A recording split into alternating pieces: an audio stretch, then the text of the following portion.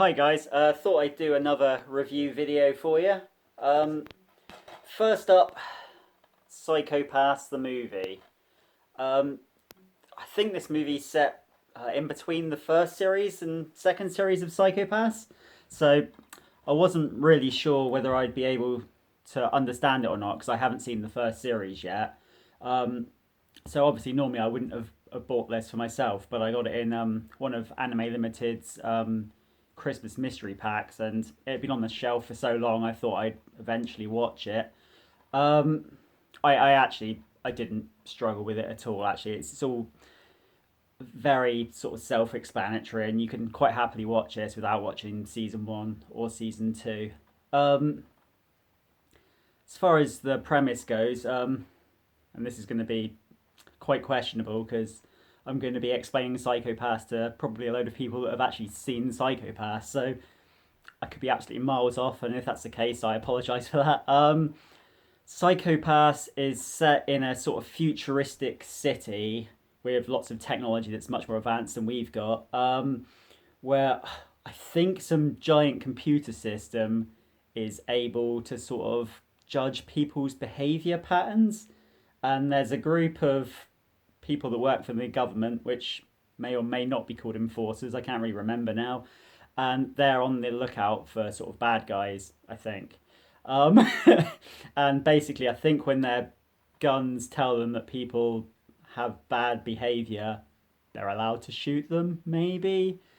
I think that's the general gist of the series. And this movie is set after the first series, and it sort of goes outside of Japan into a far away country, and sort of goes and deals with what's going on over there and how they're sort of behind the times and haven't got this futuristic system in place.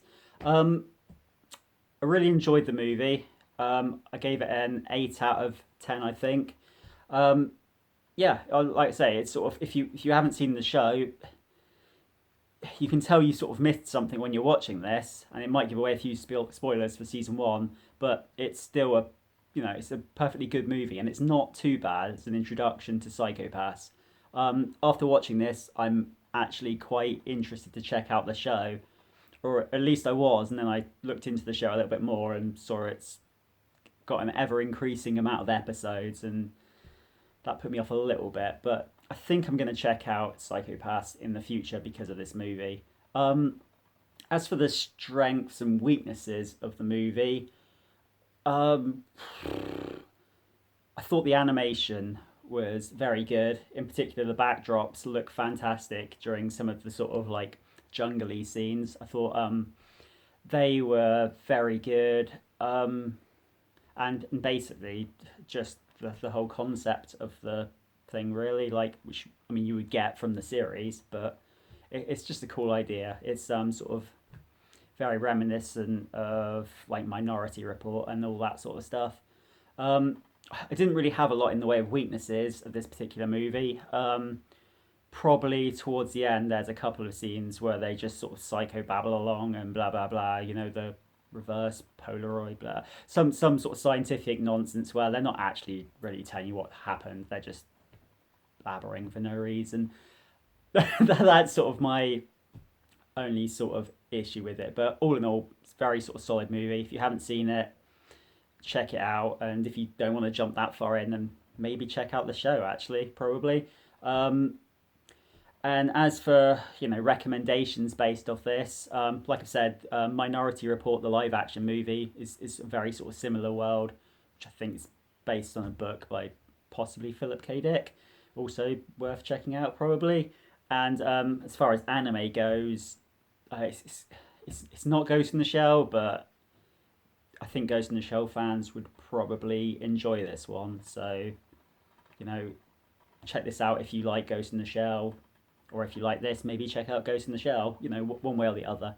But yeah, that's what I think of Psychopaths. Next up, I'm going a little bit more retro and talking about Shadow Skill. Um, it's one that I saw bits of a very, very long time ago, and not sort of never really got into it. But someone that I know sort of like quite recommended it and always talked about how fantastic the fight scenes were. So when I saw it on the cheap, I thought I'd check it out and give it a whirl. Um, the basic premise of this, oh, actually, I'll tell you about what it is. Actually, this is a movie, an hour and 20 minute long movie, and an epilogue movie, which is 50 minutes. Um, what I realised afterwards when looking it up online is actually the hour and 20 long movie is actually a sort of squeezed together version of the three OVAs with lots of bits cut out. So that was a bit disappointing. It sort of made it feel you could. I mean, Francesca pointed out when we were watching it, she was like, "Is this the whole thing?" Because it feels all cut up, and yeah, it turns out it was. So I apologise to her for that one. The premise, it's it's sort of set in a sort of semi fantasy world, but with lots of sort of fighting people around as well.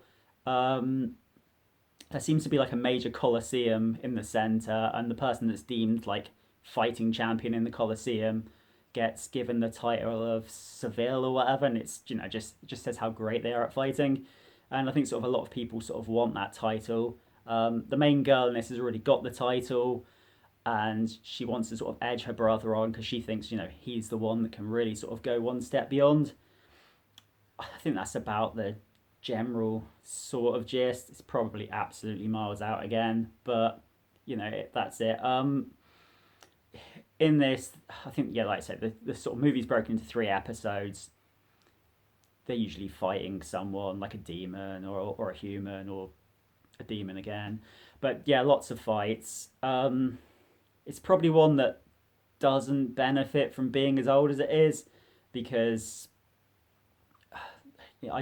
although I like retro animation, I don't think they had the budget to really sort of bring the sort of fighting to the right level. With animation now, all the fighting's usually really well done, whereas in things like this, they're sort of trying to sort of cost save and cut out bits and not show you bits of fighting if they can avoid it.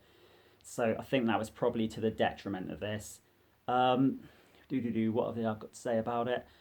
Um, Also, like with this being an older OVA, um, there's a lack of continuity. You'll go from one episode to the next, and you'll realize the character designs have changed slightly, or the hair colors have changed for characters, which you got in shows back then, I think. Also, you can tell it's slightly older because there's a lot more swearing in it than there would be in a normal current anime, which I think caught Francesca sort of off guard a little bit when her nice character sort of wandering around and she starts telling people to F off and everything. Wasn't really expecting that. All in all, I'm not. I wasn't that thrilled with this. I gave it a 5 out of 10, which isn't exactly glowing. I think I preferred the epilogue because the action was slightly better. I think Francesca preferred the movie because it had sort of like more fantasy scenes, people fighting demons and everything. As for strengths and weaknesses, I mean the action was okay. It wasn't to current standards you'll get in your shonen shows nowadays, but it was fine. Um, and as for weaknesses, it's rather dated, like I said, and I don't as a dubber, I don't want to admit to this, but the voice acting was horrendous. I think subtitle viewers possibly might have enjoyed this a little bit more than me. Um, as for recommendations based off of this, like I say, it's just a fighting show really. So anyone that likes fighting shows and retro anime might enjoy this. It sort of feels a little bit like Naruto, but done through the animation style of like Ninja Scroll or something like that, or possibly quite close to Ninja Scroll anyway. Um, yeah, I mean, I'm not gonna recommend this highly to anyone, even if you like retro anime. It's if you've really got a slow day, then check it out. Otherwise, I probably wouldn't bother. Lastly, another retro one for you again today. Sorry about that. Detonator Orgun. Um, as you can probably tell from the giant robot on the front cover, it is a mecha show. So yeah, I can probably hear you all booing. I apologise for that. Um, this yes, it is a space mecha show. From 1990. I'm gonna guess four, but it could have been like two or three or something. I saw this a really, really long time ago, and I always sort of loved it. And I think I may have seen it in CEX like last year sometime, or maybe the year before, and saw it for £1 and thought, oh, I used to love that show. Why not pick it up? Um, the basic premise of Detonator Orgun is it's set in space. Well, it's actually set on Earth and in space. The movie sort of opens with some people out on patrol in space in their spaceships, and they see a giant. They think they're chasing asteroids or whatever, but they realize that it's a giant mecha. Then it cuts back to Earth, and you sort of zoom in on a teenage boy who's living in this really futuristic society, which is sort of shown off quite in the early scenes with him just like clicking his fingers, and all like the windows are opening and the doors are closing, and he can do whatever he wants with his little clicker.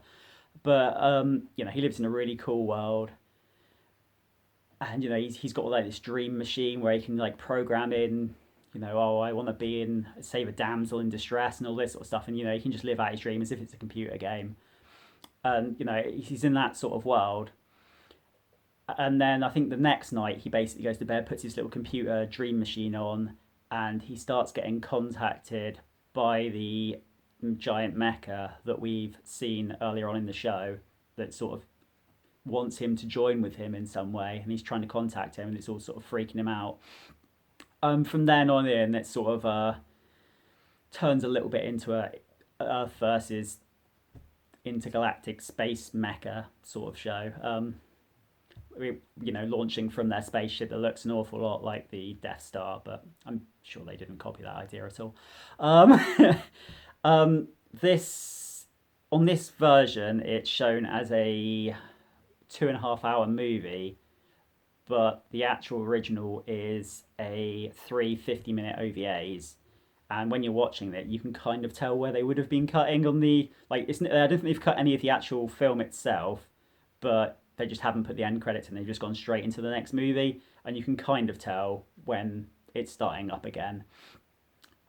Personally, I used to like this a really long time ago, and I still actually really like it. I admit that it's not up to the standards of today's current shows for various reasons, but it would be a really good show to see them redo again. I just think it's really, really cool.